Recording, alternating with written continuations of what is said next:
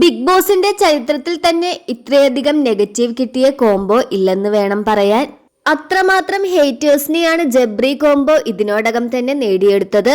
എന്നാൽ ആ ഹേറ്റേഴ്സിനെ എല്ലാം ഫാൻസ് ആക്കി മാറ്റിയ ഗബ്രിയുടെ സ്വാധീനം കുറച്ചൊന്നുമല്ല. പുറത്തെത്തിയ ജാസ്മിനെ ഒട്ടും വിട്ടുകൊടുക്കാതെയും അകത്തുള്ള ജാസ്മിനെ ഏറെ സപ്പോർട്ടും ചെയ്തത് ഗബ്രിക്ക് വെറുതെ ആയില്ല.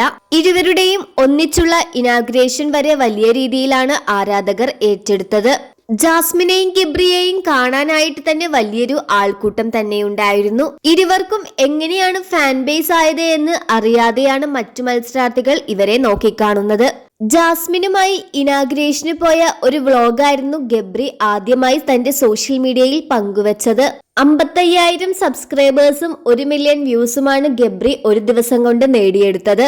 അതുകൊണ്ട് തന്നെ ജാസ്മിൻ ഒരു സ്പെഷ്യൽ താങ്ക്സ് പറഞ്ഞുകൊണ്ടാണ് ഗബ്രി എത്തിയത്.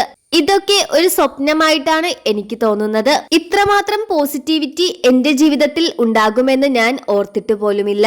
എല്ലാവരും എത്രയധികം സന്തോഷമായിട്ടാണ് എനിക്ക് മെസ്സേജ് ചെയ്തത്.